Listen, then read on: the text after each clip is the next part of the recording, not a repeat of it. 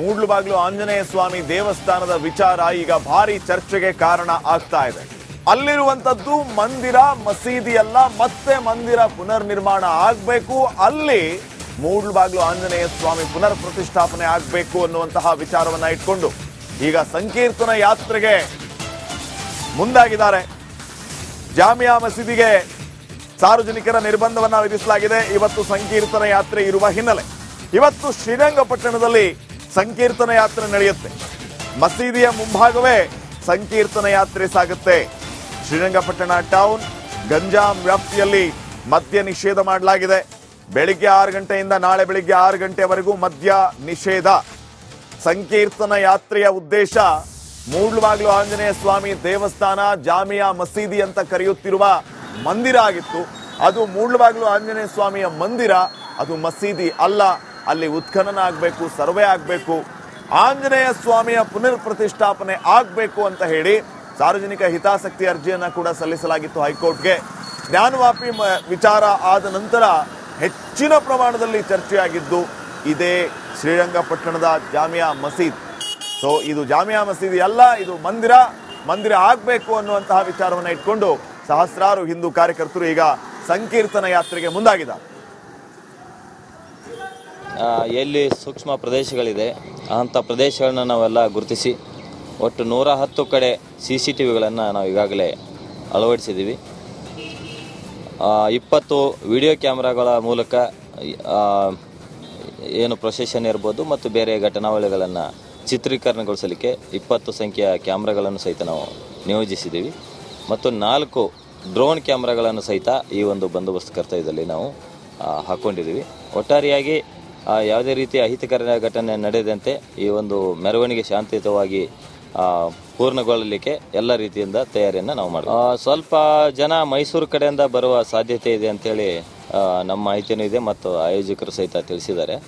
ಅದನ್ನು ಹೊರತುಪಡಿಸಿದರೆ ಹೆಚ್ಚಿನ ಸಂಖ್ಯೆಯಲ್ಲಿ ಜನ ನಮ್ಮ ಮಂಡ್ಯ ಜಿಲ್ಲೆಯ 7 ತಾಲೂಕಿನಿಂದ ಬರ್ತಾರೆ. ಹೆಚ್ಚಿನ ಸಂಖ್ಯೆಯ ಜನ ಮಂಡ್ಯ ಮತ್ತು ಪಾಂಡವಪುರ, ಶ್ರೀರಂಗಪಟ್ಟಣ ತಾಲೂಕಿನಿಂದ ಭಾಳಷ್ಟು ಜನ ಬರುವ ಒಂದು ಸಾಧ್ಯತೆ ಇದೆ.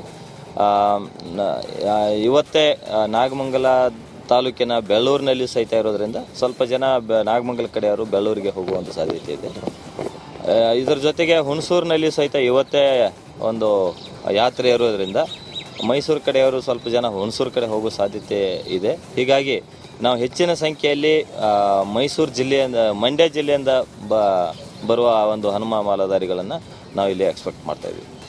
ಎಲ್ಲಿ ಸೂಕ್ಷ್ಮ ಪ್ರದೇಶಗಳಿದೆ ಅಂಥ ಪ್ರದೇಶಗಳನ್ನ ನಾವೆಲ್ಲ ಗುರುತಿಸಿ ಒಟ್ಟು 110 ಕಡೆ ಎಲ್ಲ ವಿಚಾರಗಳಿಗೆ ಸಂಬಂಧಪಟ್ಟಂತೆ ಮತ್ತಷ್ಟು ಅಪ್ಡೇಟ್ಸ್ ಕೊಡೋದಕ್ಕೆ ಪ್ರತಿನಿಧಿ ಆನಂದ್ ಈಗ ನೇರ ಸಂಪರ್ಕದಲ್ಲಿ ಜಾಯ್ನ್ ಆಗ್ತಾ ಇದ್ದಾರೆ. ಆನಂದ್, ತಾವೀಗ ಎಲ್ಲಿದ್ದೀರಿ? ಏನೆಲ್ಲ ನಡೀತಾ ಇದೆ ಅಲ್ಲಿ? ಏನ್ ಅಪ್ಡೇಟ್ಸ್ ಕೊಡ್ತೀರಿ?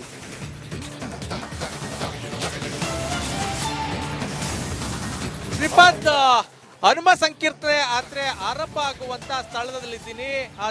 ಶ್ರೀರಂಗಪಟ್ಟಣದ ನಿಮಿಷಾಂಬ ದೇವಸ್ಥಾನದ ಮುಂಭಾಗ ಒಂದು ಆಂಜನೇಯ ಸ್ವಾಮಿ ದೇವಸ್ಥಾನ ಇದೆ. ಆ ಆಂಜನೇಯ ಸ್ವಾಮಿ ಸನ್ನಿಧಿಗೆ ಪೂಜೆಯನ್ನ ಸಲ್ಲಿಸ್ತಾರೆ. ಅದಕ್ಕಿಂತ ಮೊದಲು ಏನು ಇಲ್ಲಿ ಒಂದು ಸಭಾ ಕಾರ್ಯಕ್ರಮ ಇರುವಂತದ್ದು, ಇಲ್ಲಿ ಪ್ರಮುಖ ಹಿಂದೂ ಮುಖಂಡರುಗಳು ಭಾಗಿಯಾಗುವಂತದ್ದು. ಆ ನಂತರ ಏನು ಯಾತ್ರೆ ಆರಂಭ ಆಗ್ತದೆ.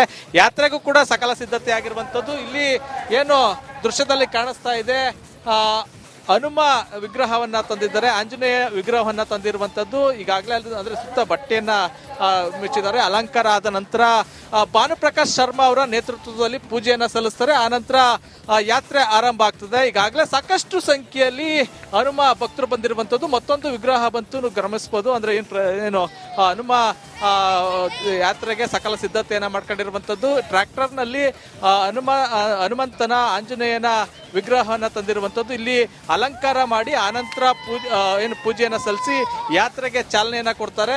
ಈಗಾಗಲೇ ಸಾಕಷ್ಟು ಸಂಖ್ಯೆಯಲ್ಲಿ ಈಗ ಹನುಮ ಮಾಲಾಧಾರಿಗಳು ಬಂದಿರುವಂತದ್ದು. ಪುಟ್ಟ ಮಕ್ಕಳುಗಳು ಕೂಡ ಬಂದಿರುವಂತದ್ದು. ಅಂದ್ರೆ ಏನು ವರ್ಷದಿಂದ ವರ್ಷಕ್ಕೆ ಜಾಗೃತಿ ಜಾಸ್ತಿ ಆಗ್ತಾ ಇದೆ, ಬರುವಂತವರ ಸಂಖ್ಯೆ ಜಾಸ್ತಿ ಆಗ್ತಾ ಇದೆ. 3-4 ವರ್ಷದಿಂದ ವೃದ್ಧರವರೆಗೂ ಕೂಡ ಹನುಮ ಮಾಲೆಯನ್ನ ಧರಿಸಿ ಜನರು ಬರ್ತಾ ಇದ್ದಾರೆ. ಮಂಡ್ಯ ಮಾತ್ರ ಅಲ್ಲ, ಅಕ್ಕಪಕ್ಕ ಜಿಲ್ಲೆಯಿಂದಲೂ ಕೂಡ ಸಾಕಷ್ಟು ಸಂಖ್ಯೆಯಲ್ಲಿ ಬರ್ತಾ ಇರುವಂತದ್ದು ದೃಶ್ಯದಲ್ಲಿ ಗಮನಿಸಬಹುದು. ಹನುಮ ಧ್ವಜವನ್ನ ಹಿಡಿದು ಹನುಮ ಮಾಲೆಯನ್ನ ಧರಿಸಿ ಸಾಕಷ್ಟು ಸಂಖ್ಯೆಯಲ್ಲಿ ಬಂದಿದ್ದಾರೆ. ಕೆಲವೇ ಕ್ಷಣಗಳಲ್ಲಿ ಇಲ್ಲಿರುವಂತ ಜನ ಏನಿದ್ದಾರೆ ಅದ್ರ ಅಂದ್ರೆ ಸಂಖ್ಯೆ ಹೆಚ್ಚಾಗ್ತಾ ಇರುವಂತದ್ದು, ಜೊತೆಗೆ ಸಾವಿರಾರು ಸಂಖ್ಯೆಯಲ್ಲಿ ಜನ ಬರ್ತಾ ಇದ್ದಾರೆ. ಇನ್ನು ದೃಶ್ಯದಲ್ಲಿ ಗಮನಿಸಬಹುದು, ಈಗಾಗಲೇ ಸಾಕಷ್ಟು ಸಂಖ್ಯೆಯಲ್ಲಿ ಪೊಲೀಸರು ಕೂಡ ಇರುವಂತದ್ದು. ಈಗಾಗಲೇ 1,500 ಪೊಲೀಸರನ್ನ ಶ್ರೀರಂಗಪಟ್ಟಣಾದ್ಯಂತ ನಿಯೋಜನೆ ಮಾಡಿದ್ದಾರೆ. ಇಲ್ಲೂ ಕೂಡ ಸಾಕಷ್ಟು ಪೊಲೀಸರನ್ನು ನಿಯೋಜನೆ ಮಾಡಿರುವಂತದ್ದು. ಕೆಲವೇ ಕ್ಷಣಗಳಲ್ಲಿ ಯಾತ್ರೆ ಕೂಡ ಆರಂಭ ಆಗುವಂತದ್ದು. ಅದಕ್ಕಾಗಿ ಸಕಲ ಸಿದ್ಧತೆಯನ್ನ ಮಾಡ್ಕೊಂಡಿದ್ದಾರೆ. ಸಾಕಷ್ಟು ಕಡೆಯಿಂದ ಹನುಮ ಮಾಲಾಧಾರಿಗಳು ಬರ್ತಾ ಇರೋದ್ರಿಂದ ಒಂದಷ್ಟು ಹೊತ್ತು ಹನುಮ ಮಾಲಾಧಾರಿಗಳು ಒಂದಷ್ಟು ಸೇರ್ಲಿ ಅನ್ನೋ ಕಾರಣಕ್ಕಾಗಿ ಒಂದಷ್ಟು ವೆಯ್ಟ್ ಮಾಡ್ತಾ ಇರುವಂತದ್ದು. ಸ್ವಲ್ಪ ಸಮಯದಲ್ಲೇ ಹಿಂದೂ ಮುಖಂಡರುಗಳು ಬರ್ತಾರೆ. ಅವರು ಸಭಾ ಕಾರ್ಯಕ್ರಮವನ್ನ ಮಾಡಿ ಆನಂತರ ಯಾತ್ರೆಗೆ ಚಾಲನೆಯನ್ನ ನೀಡ್ತಾರೆ. Shripad. Okay, thank you Anand ಮಾಹಿತಿಗಾಗಿ.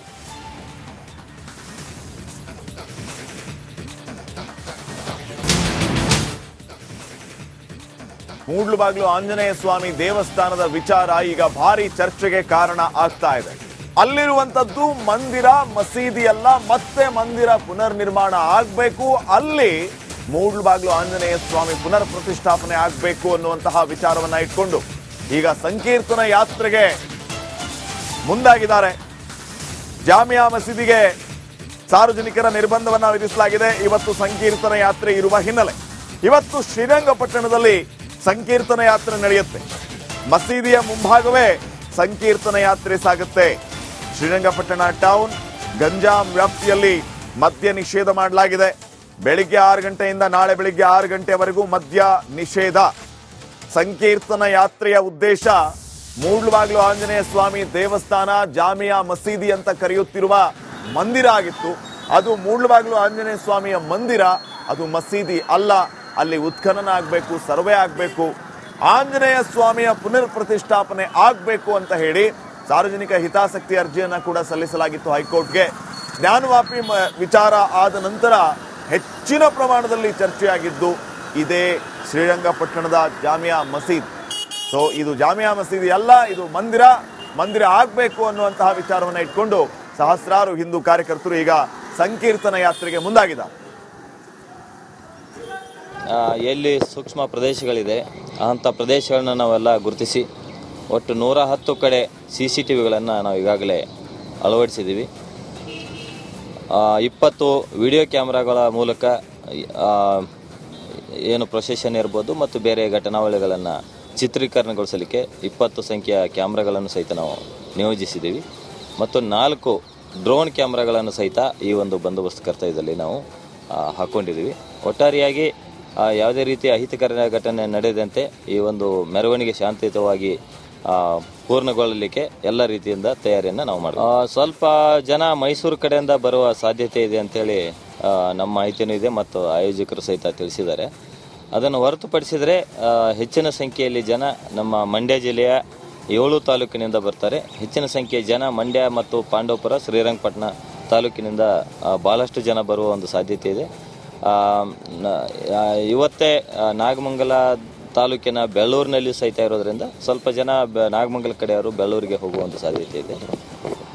ಇದರ ಜೊತೆಗೆ ಹುಣಸೂರಿನಲ್ಲಿ ಸಹಿತ ಇವತ್ತೇ ಒಂದು ಯಾತ್ರೆ ಇರೋದ್ರಿಂದ ಮೈಸೂರು ಕಡೆಯವರು ಸ್ವಲ್ಪ ಜನ ಹುಣಸೂರು ಕಡೆ ಹೋಗೋ ಸಾಧ್ಯತೆ ಇದೆ. ಹೀಗಾಗಿ ನಾವು ಹೆಚ್ಚಿನ ಸಂಖ್ಯೆಯಲ್ಲಿ ಮೈಸೂರು ಜಿಲ್ಲೆಯಿಂದ, ಮಂಡ್ಯ ಜಿಲ್ಲೆಯಿಂದ ಬರುವ ಒಂದು ಹನುಮ ಮಾಲಾಧಾರಿಗಳನ್ನು ನಾವು ಇಲ್ಲಿ ಎಕ್ಸ್ಪೆಕ್ಟ್ ಮಾಡ್ತಾ ಇದ್ದೀವಿ.